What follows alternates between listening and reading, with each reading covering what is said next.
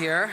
First of all, I'd like to extend a huge thank you to my dear friends at MPAC, everyone on the MPAC board and advisory council, Salam al-Mariyati, or as Sue would say, Salam, and the staff at MPAC, including Habibi Hasnain, the lovable Lori, and the undeniably energetic Mother Teresa of it all, Miss Sue Ubaidi. Can we please show some love for these people? Last year, MPAC's Hollywood Bureau committed to partner with a production company to develop, produce, and distribute a short film that highlighted some aspect of daily Muslim life. This short film fellowship would aim to increase the visibility of Muslim narratives and to elevate stories that often struggle to find a home. I'm so proud that my production company, Mike Mosallam Productions, the most creative name for a production company in the history of names, was selected to be the first partner with the HB to create this fellowship. Not only did we seek out and read scripts and ultimately produce a short film, but this partnership enabled us to foster and create opportunities for young Muslim talent from our very own community to tell their own stories. So you might be asking yourself, why are these stories important? Because, simply put, for inclusion to become a reality, we have to see ourselves reflected in stories that matter to us. That's right. When I was in 7th grade in Dearborn, Michigan, any Dearborn fans in the house? All right. I had an English teacher who emphasized the power of owning one's story. She was a Muslim teacher in a predominantly Muslim community, and she could see firsthand the rich, meaningful, and important stories each of her students were holding on to. So when we read Romeo and Juliet, she asked us to imagine the story if it were taking place during the Lebanese Civil War. She did. When we read To Kill a Mockingbird, we imagined it not just in the Deep South, but right in our own backyards, and experiences of racism we encountered every day. She had us write about ourselves and our experiences, our trials and tribulations of honoring the traditions of our ancestors while forging new paths to create our own unique American identities. The lesson of seeing myself in stories and ultimately having my own stories to tell have stayed with me.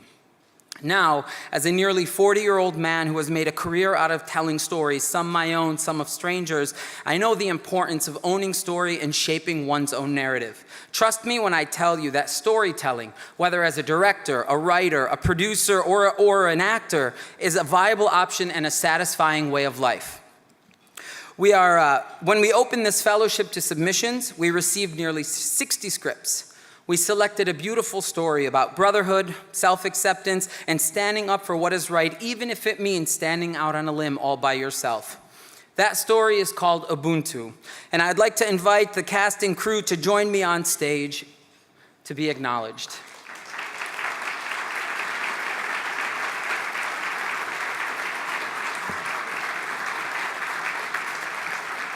Aren't they pretty? I'd like to take a moment to recognize these good people standing behind me who frankly should be standing above me because they are all angels who walk on earth. First and foremost, Mr. Adel Kamal, Ubuntu's writer, is the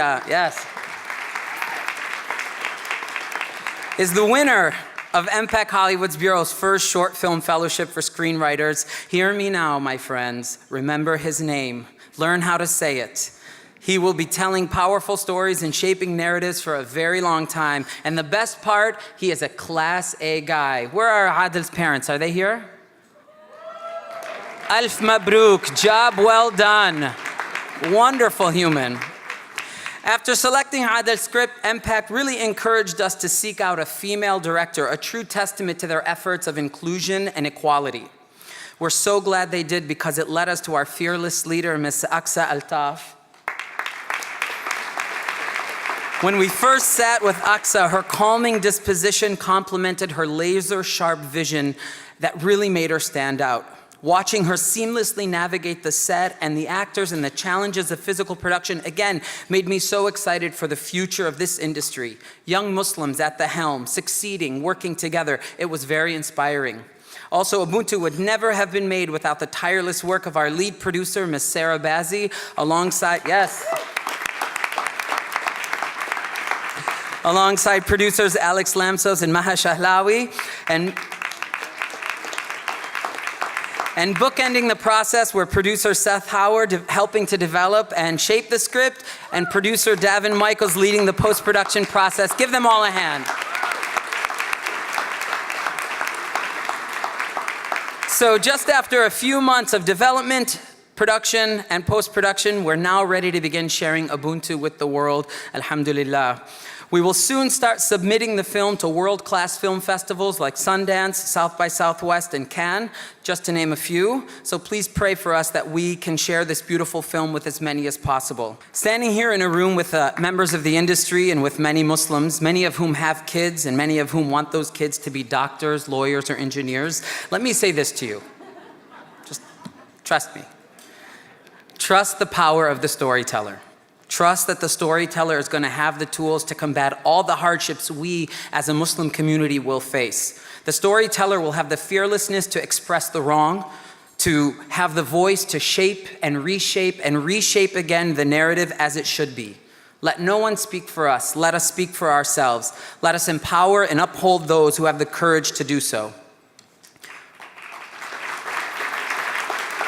Inshallah, this fellowship will become a yearly event. It can be with your help. Thank you for your time. Thank you, MPAC. Thank you, those wonderful people standing alongside of me. And lastly, thank you to all the Muslim storytellers. You are standing on our shoulders, and we're happy to uphold you.